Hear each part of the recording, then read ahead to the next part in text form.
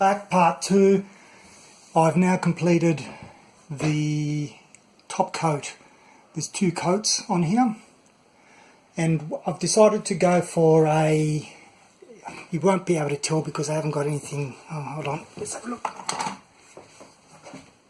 That's about as white as I can get, but you can see it's almost like a little bit of an off-white colour, so it's not so bright in here when the sun shines. So it's on the warm hue, so it's a creamy colour as opposed to more of a bluey colour. But yep, 2 coats, and I'm happy with that. So now what I'm going to do is I'm going to be grabbing all those kitchen doors and putting them back on, as I have here. So it's actually looking quite good. And I might do a 3rd coat after I've put the ceiling back on. Speaking of the ceiling, the glue that I've used to hold these up is failing. Now it's probably not surprising because when I touch the ceiling or the roofing area, even these things here, the cross members, in the sun they actually get quite hot, so I'm not surprised that they're failing. However, that's not necessarily a bad thing, because as long as I've got an air gap, if these things completely fall and actually sit against the ceiling, it's still going to provide me with an air gap, so I'm not particularly fussed if they start to completely fail and fall. So anyway, it's something that wasn't necessarily planned but can't do anything about. So I'll remove all the strips later on, the tape that I've put, the masking tape, and we should be ready to rock and roll. So I'll be doing this first, and once I've done this I'm actually going to do the bunks. But with the bunks, what I'll be doing is I'm going to be putting a support on here that's going to sit kind of in there like that. And the reason why I'm doing that is because this is quite, if I look on this side, you can see the timber here has ripped off where the screw used to join it in there, so I'm just going to make that more heavy duty, but everything else has come out nice and clean. And earlier on, I'm just doing the prep work for the bunk bed because I want to get it out from outside. But what I've done is I've added the bracket on either end, and I've got the original support mounts there. And in terms of outside, I have the bunk ready here. So now it's a matter of taking it inside and putting these screws on, and then that should be pretty much it. So bunk bed's in. You know, it's actually quite a nice feeling when you start actually putting things back together rather than taking them out. So, and I've got the kitchen cupboards in, and I've got it so that there's no shaking at all, nice and tight. And what I'll be doing in here is I'll be putting in the oven. Unfortunately, this piece here, you can see it's chipboard and it's just completely collapsed, so I'll have a look at replacing that with a set of a thick MDF, plywood. Wash my mouth out mentioning MDF. Alright, so I'll continue on. So now what I'm trying to do is I'll be putting, as I said, the edge trimming soon, and there's one there, there's those ones on the edges of the dinette, and then there's of course the trim that goes around there. Now you can see how dirty that is between this and that here. Obviously that's not just dirt, it's also many years of UV light. Anyway, we'll keep going. This bracket that I've put in for the bunk, what I've done is I've used screws to go up and screw into this piece here, but then what I've done is I've used countersunk nuts and bolts for that section there. I mentioned in a previous video how when I was working on the kitchen where the stove is, there was this section here which butts up against the wall, and then there was another piece here which I've got back in the van which lifts up to expose the stove top. Now that is made out of chipboard, you can see here. So it started breaking apart, obviously not in that bad condition, but it started breaking apart in there and so on.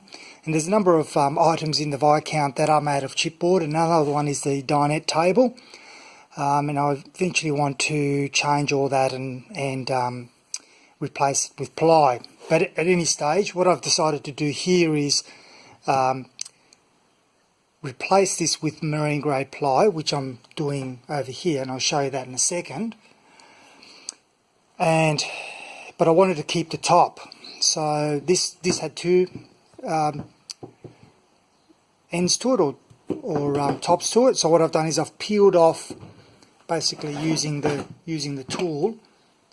I've gone in and I've started peeling off that top laminate piece. What I've done is I've used just something with the clamps, like this RHS with the clamps, to put a bit of pressure on it. And here is the new piece, marine grade ply. So now that'll replace the original one here, and that should hold for quite some time. Now they're not exactly the same width. I think this is probably most likely a little bit thinner, but I'll make some adjustments so that at least I can put back in now. And this was what I was saying about earlier on, about how I broke the splashback here. So I'll keep that material, but obviously I'll be replacing that here. I'm thinking of using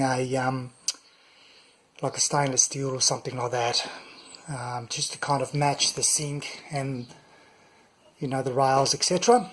I think will go nicely. In position, it is actually a little bit thinner than the other materials that I'm using. So if I pull this out again, there's the top there,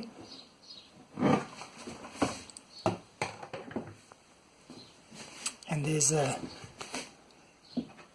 you can see that there's about a few mil difference. So what I'll need to do is I'll need to pack that and hold it in place with brackets. So there's the gap up there, roughly thereabouts. So that shouldn't be too much to fix. But yeah, love this stuff, this marine grade ply. Unfortunately, all this other stuff here is chipboard, but whilst it's not disintegrating, I'll keep it. Using some of the old ply offcut that I had, this stuff here that I used on the walls, which was complete rubbish, I'll use that as a packer, and you can see it's just perfect now. So I'll go ahead and glue that piece to the bottom. Looking at the options here, I've got the oven positioned temporarily there, just so that I can see how everything kind of hangs together. And I think I'm going to decide on going this way. What I'm going to do is have the oven flush, as you can see it here, which allows me to then have the door fully open as such, which means I won't need this face cover here.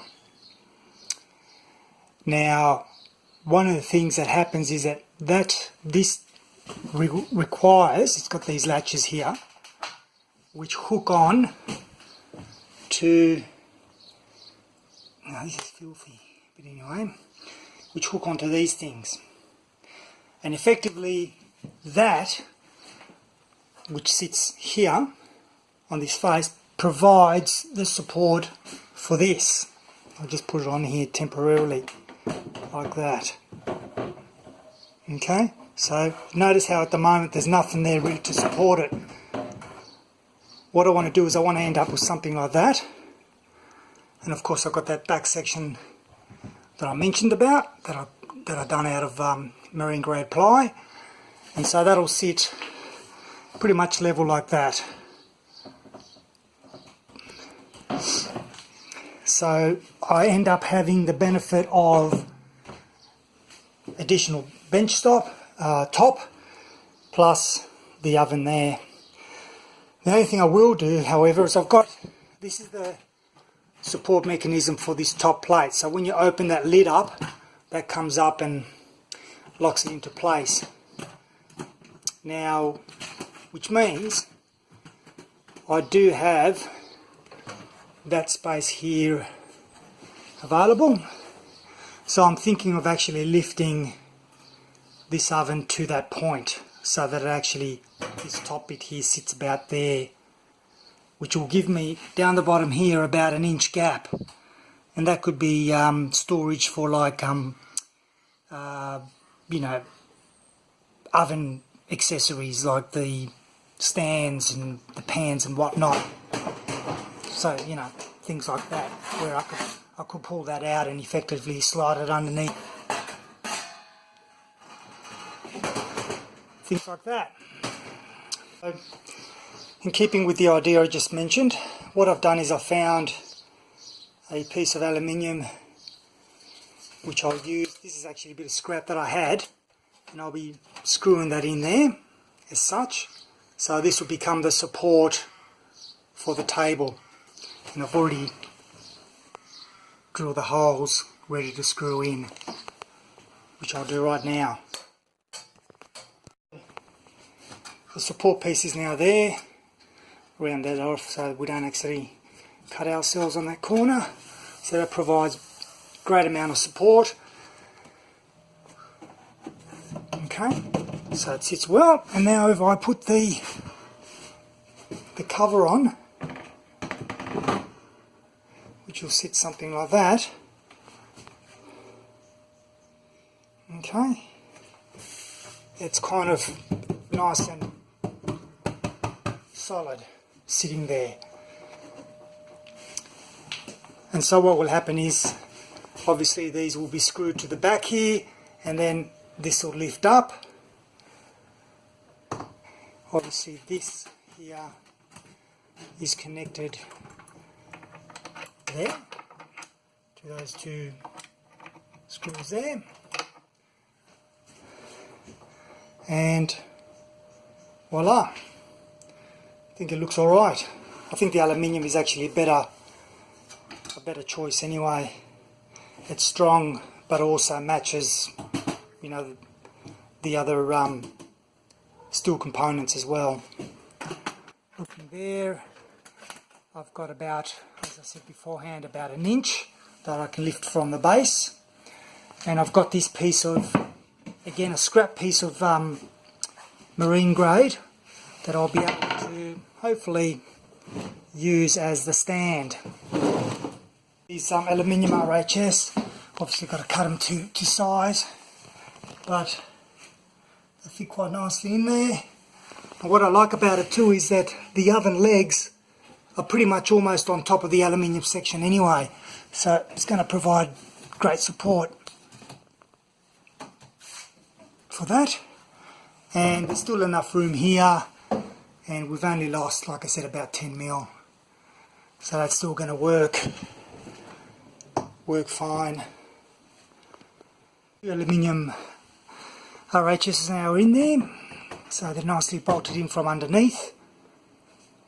So the next step is to cut this timber to allow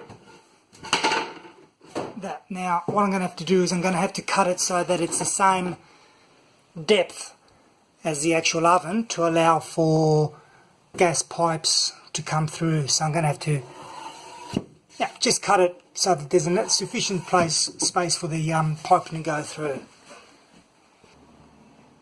There. So that's the bolt that goes and supports the actual base of the oven. But you can see on this side it actually doesn't fit because of the alloy feet. Continuing on from yesterday, I've managed to source these countersunk bolts of the same thread pitch. So now I'll be able to effectively screw those in, screw that onto the base of the oven, and then once I've got that on there, then I'll be able to hopefully screw it onto the railings. Step 1, countersunks put in, so now there's no protrusion at the base. Alright, so she's in, and looking underneath you can see if it focuses how that's now partially, well, nice and flush there. So finally she's in, all screwed in, and we've got this area under here which I'll need to clean out and so on. I might actually put a door or something like that there in the future. The only thing I didn't account for is the width of this plastic bit here. The other side is fine, it's flush. Unfortunately I stuffed up on here, but anyway, I'll see how I go. Maybe I'm going to have to pull the whole thing out and fix it up, but I'm not going to do that now.